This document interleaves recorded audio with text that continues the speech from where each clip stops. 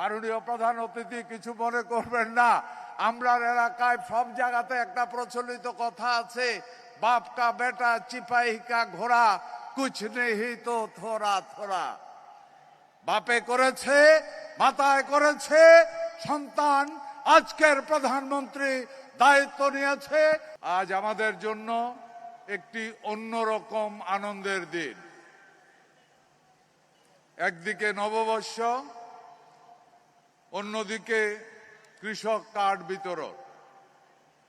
আজকের এই দিনটি বাংলাদেশের ইতিহাসে স্মরণীয় হয়ে থাকবে।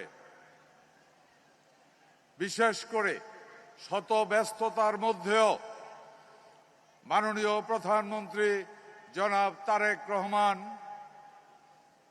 আমাদের মাঝে উপস্থিত হয়েছেন। মাননীয় প্রধানমন্ত্রীকে আমি ব্যক্তিগতভাবে এবং বাংলাদেশি কোটি কোটি কৃষকের পক্ষ থেকে ধন্যবাদ জানাচ্ছি। প্রিয় উপস্থিতি, প্রিয় ভাই ও বোনেরা, আজকে আমি গভীর শ্রদ্ধার সাথে স্মরণ করছি শহীদ প্রেসিডেন্ট জিয়াউর রহমানকে। শ্রদ্ধার সাথে স্মরণ করছি গণতন্ত্রের আপসহীন নেত্রী, তিনবারের প্রধানমন্ত্রী বেগম খালেদা জিয়াকে। স্মরণ করছি মহান মুক্তিযুদ্ধে যারা শহীদ হয়েছিলেন সেই শহীদদেরকে। স্মরণ করছি জুলাই আন্দোলনে শাহাদাত বরণকারী শহীদদের। শহীদ রাষ্ট্রপতি জিয়াউর রহমান দূরদর্শী চিন্তা থেকে এদেশে কৃষি বিপ্লবের সূচনা হয়েছিল। আপনাদের মনে পড়ে শহীদ প্রেসিডেন্ট জিয়াউর রহমান খাল খনন করে ইরিগেশনের ব্যবস্থা করে এদেশের কৃষিতে বিপ্লবিক পরিবর্তন এনে সেদিন বাংলাদেশকে খাদ্যে স্বয়ংসম্পূর্ণ করেছিল। শুধু তাই নয়, বাংলাদেশ থেকে চাল পর্যন্ত রপ্তানি শুরু হয়েছিল। তারপর দেশনেত্রী বেগম খালেদা জিয়া কৃষির ইতিহাস, এই প্রথম কোন দেশের প্রধানমন্ত্রী বাংলাদেশের কৃষকের মধ্যে কৃষি ঋণ মওকুফ করেছিলেন, সেটা ছিল বেগম খালেদা জিয়া। শুধু তাই নয়, কৃষকের ভর্তুকি, সারের ভর্তুকি কৃষকদেরকে দেওয়া শুরু করেছিল বেগম খালেদা জিয়া।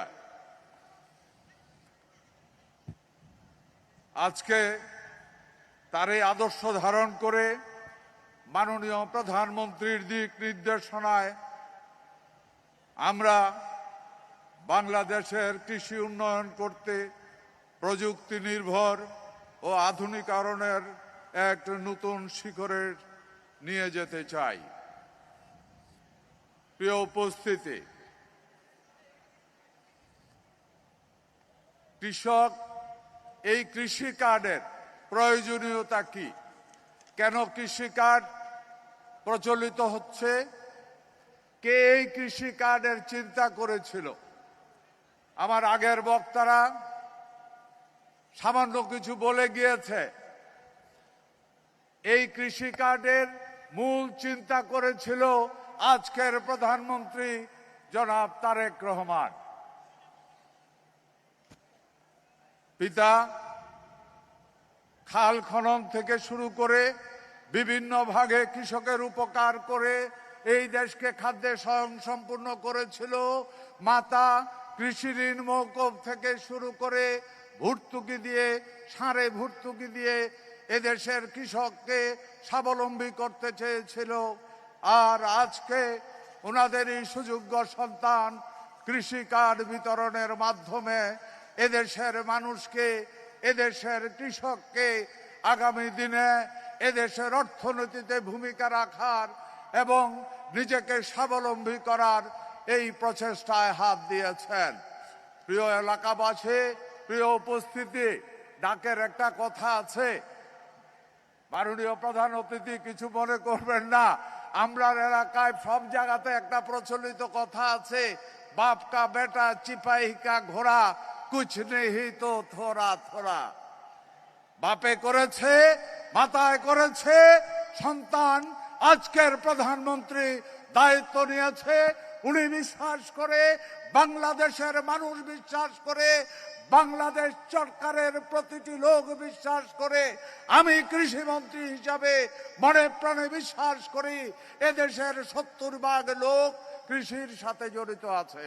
70% লোকের অর্থনীতি যদি শক্তিশালী হয়, বাংলাদেশের অর্থনীতি শক্তিশালী হবে।